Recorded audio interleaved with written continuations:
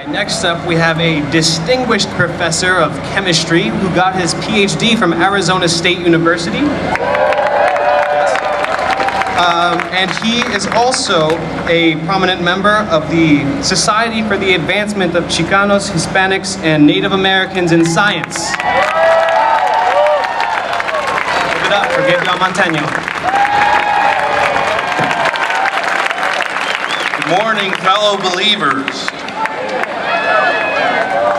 I never planned on becoming a scientist. I didn't have a calling as a child. I wasn't blowing things up in the kitchen. I wasn't writing equations on my Etch-a-Sketch. I was a pretty typical kid. I was getting in trouble, pushing boundaries, getting in trouble. Now I'm a national laboratory scientist and a university professor, and a proud graduate of Arizona State University. When I look back, I find that I always did have the makings of a scientist. And truth is, most people do. If you've ever asked a question about why the sky is blue, why the leaves are green, why Phoenix is so dang hot, and you look for evidence for an answer, you have the makings of a scientist as well.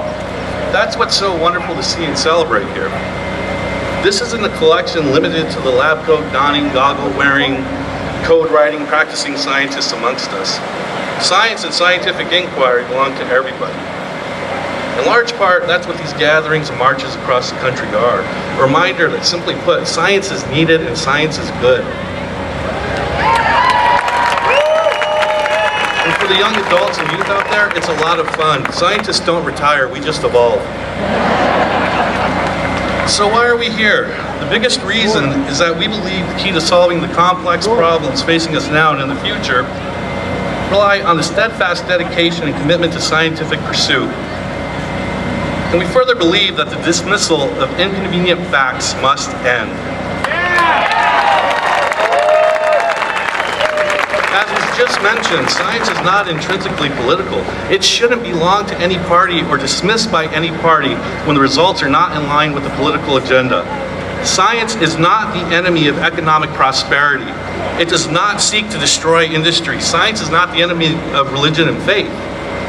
It's important for those of us who support science and scientific discovery to remember these things as well. Science is not something we have sole ownership of. It belongs to everyone. Science and scientists cannot and should not work in isolation and be dismissive of those who question the authenticity of science. Instead, we must be open to debate, not argument, and urge skeptics or those who aim to minimize science to rhetoric to engage and discuss. But we can only do so if we too are open to such a dialogue. And let's be honest, science isn't perfect. We have not succeeded in conveying the importance of science and research to the general public. We have been quick at times to make assumptions of facts and dismissed anyone unaware as ignorant. We have not served as the ambassadors of the great benefits of science that we should. The March for Science is an opportunity for us to begin that dialogue and to open up that invitation. It's also a time for the scientific community to recognize that we as a community have significant work to do. For too long, the scientific community has persisted as an old boys club, requiring a certain pedigree to actively participate. As a result, the scientific community does not reflect the diversity of the society we live in, but looks basically the same as it did 40 years ago. But just like science is not the enemy, diversity is not the enemy of science. I was privileged to serve as the president of the Society for the Advancement of Chicanos, Hispanics, and Native Americans in Science for the last 2 years, which is the country's largest multicultural, multidisciplinary STEM society. And just like you may have witnessed eyes rolling and minds shut down by others when raising climate change, many in the scientific community do the same thing when the topic of diversity in science is raised.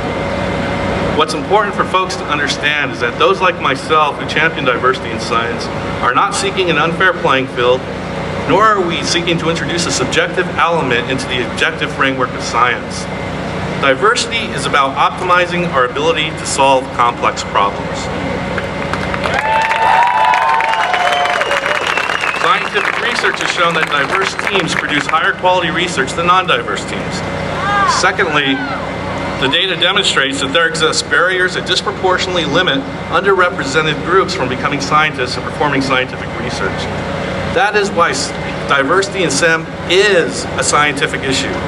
For too long has the pursuit of science been more of a privilege than a right.